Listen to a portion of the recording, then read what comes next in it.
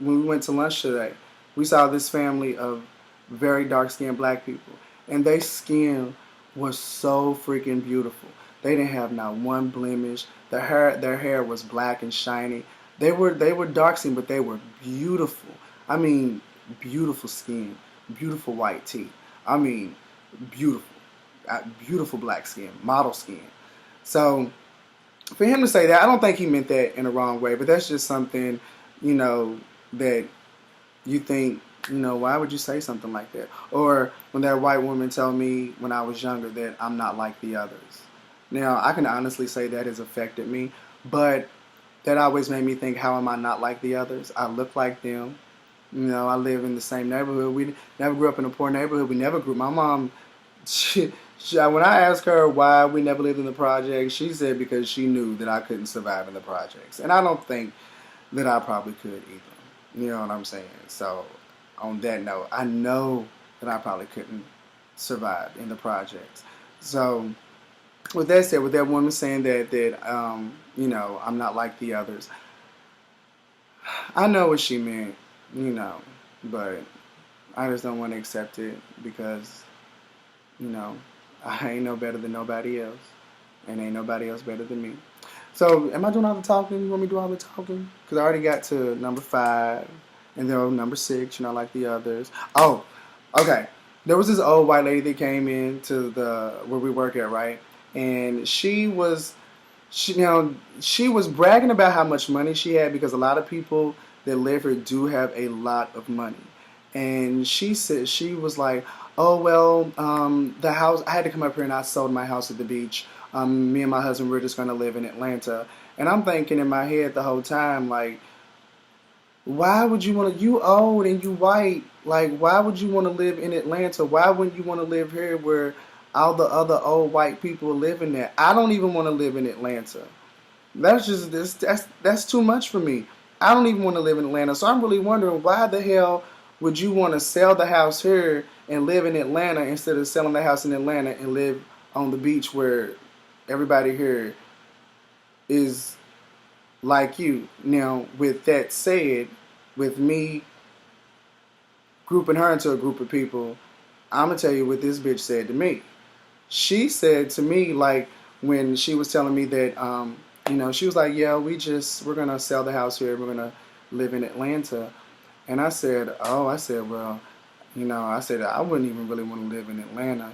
She was like, "Oh, I know." She was like, one day a group of black guys knocked at my door. She was like, "I came outside of my 3-car garage. I had a pistol in one hand and I had the phone to the sheriff in the other. What do you need? And get off my property." This is what she said. These people could have really needed some help. Now, she's old, so I understand probably why she didn't want to help. But this woman said to me, she was like, yeah, she was like, and most of the crime committed in Atlanta is committed by people that look exactly like you. And I said, and I'm thinking in my head, so most of the crime in Atlanta are committed by gay black Jews, right? But I knew what she meant. You know what I'm saying? She was saying that the majority of the crime in Atlanta committed by people that are black or of African American descent. Now, with that said, Atlanta is predominantly black. Where we live at is predominantly white. All the people that come to our job to volunteer, what the fuck they get in trouble for? DUI and drugs. Snorting cocaine, popping pills, and driving drunk. And it's not one, it's not two. Right now, we got like about 5 or 6 people. A couple of them just left. We got one pregnant girl. She always says, now, I have not said anything to her yet because I don't want to snap on a pregnant white girl. So I think they forget that I'm black. So I just, listen to what they say and continue to do what I'm doing, my work. I don't, any input. But this is the dumb shit that they say. Now listen to this, right? Yeah, all that stuff about the Confederate flag is just stupid. Because of those 6 people they got shot in that church. First of all, bitch, it wasn't 6, it was 9. You don't even know what you're talking about. So and you 20, you pregnant. This is your second baby daddy. I'm gonna be ghetto with that. This is your second baby daddy, girl. Your second baby daddy, and you 20, and then the reason why you doing volunteer work with us is because your motherfucking ass was drunk, got caught drunk driving, and then you found out you was pregnant after you got caught drunk driving. So you gonna talk shit about? But this is the shit she talking. I heard her. Now, I don't know. I really can't say 100% of what I heard, but I heard her because then they were talking about us. They were talking about black people, right? So I just turned around and looked at her, but she was like, "Yeah, if they get off food stamps." Now, let me tell you this: where we live at, I already told you what the demographic is here, right? At all of the gas stations, when it's not summertime, when all the tourists leave, they have outside now accepting EBT cards, now accepting snaps. That's not us. And I had to even Google. So the next time I heard her say something stupid like this, I had to even. And you can go Google this. The majority of the snaps recipients are white, or people who classify themselves as white. I think a large percent of the population was who didn't even classify themselves as a race, and I think it was I don't want to say the wrong one with us. It was if it was 43% of them, I think it was 35% of blacks, and that's a high majority considering that there's only 35 million of us. It could be like 37 million now. I'm a little older. 37 million of us. So when I heard her say that, I'm thinking to myself, she's young. She doesn't even know what she's talking about. And this is you and your second baby daddy, and you 20, and you here for drunk driving.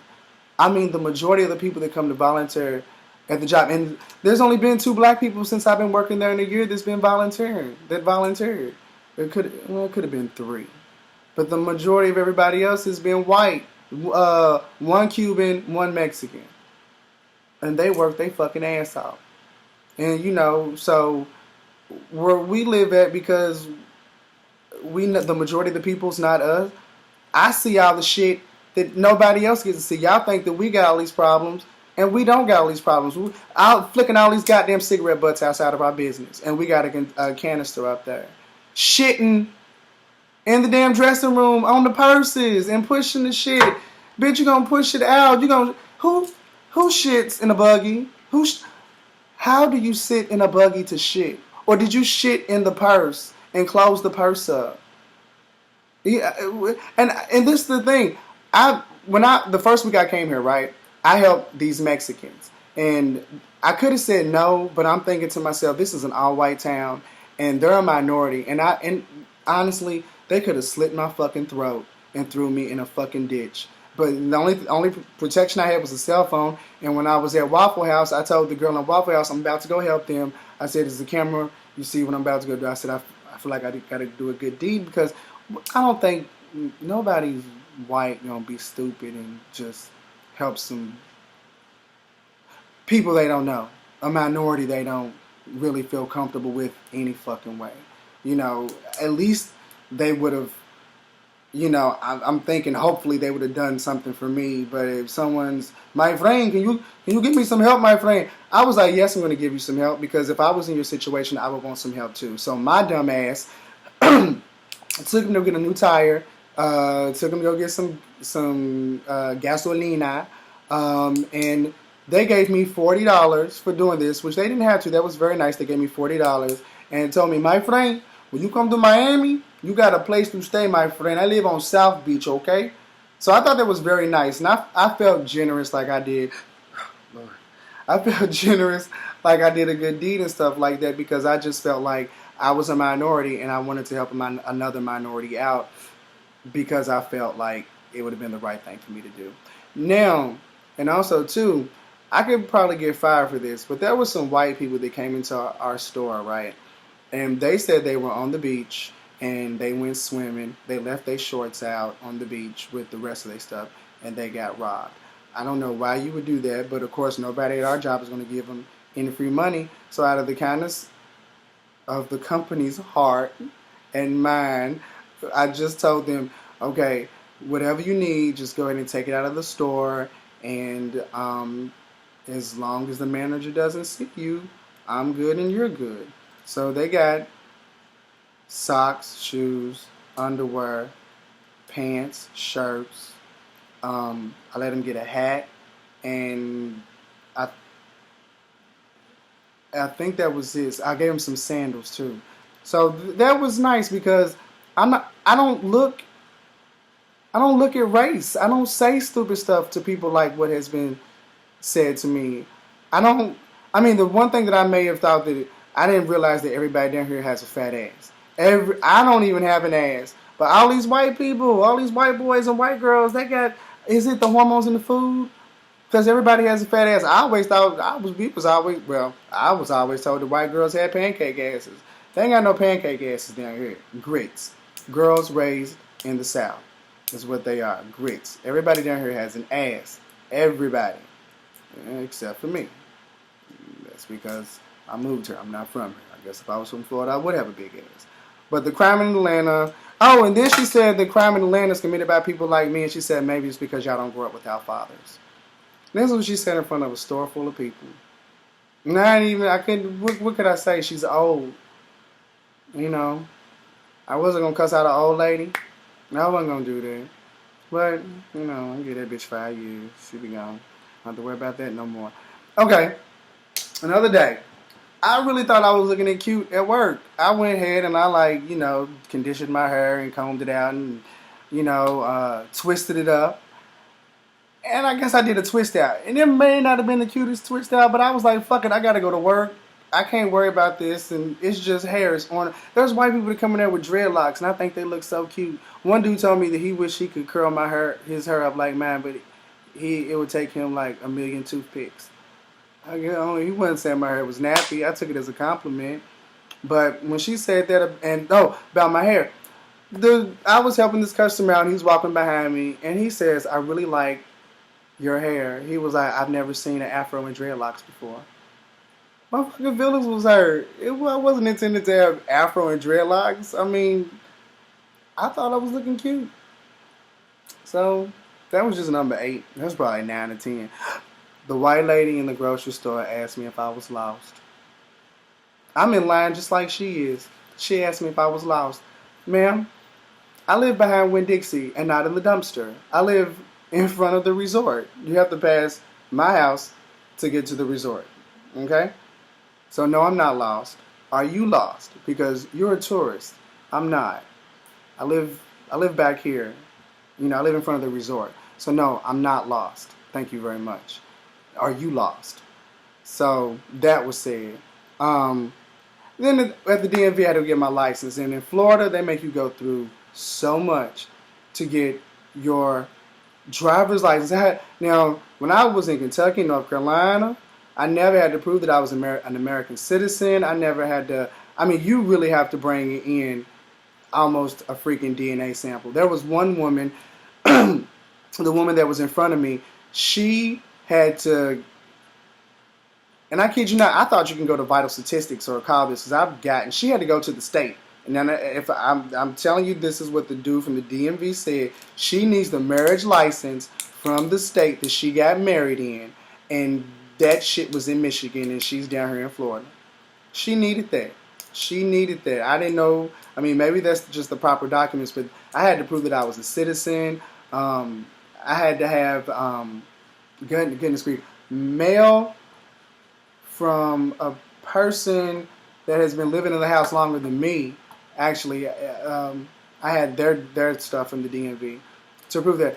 So when I'm waiting in the chairs, I sat in the back because it was cold in there and I could feel the radiant heat coming through the window. So I sat in the back, and I kid you not, it's packed in there. And this old man turns around, and I'm not a crazy person, and I carry myself a certain way, and especially when I'm the only black person in a place full of white people, I'm not going to act like a nigga. You know what I'm saying? I'm not going to act freaking crazy in there because that's the last thing I want them to say. Oh, that's exactly how they act. That's exactly how they are.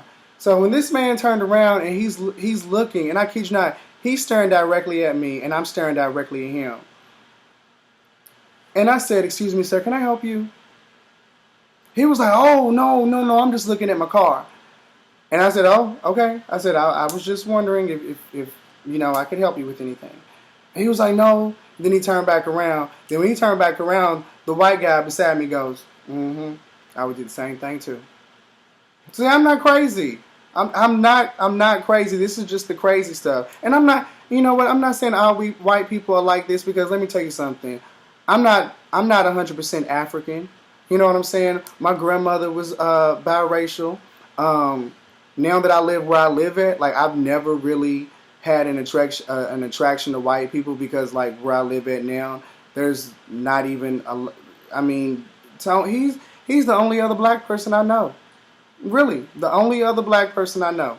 The only other black person I hang around with. The only black person I see on a daily basis. He's the only other black person I know. So, of course, we not fucking.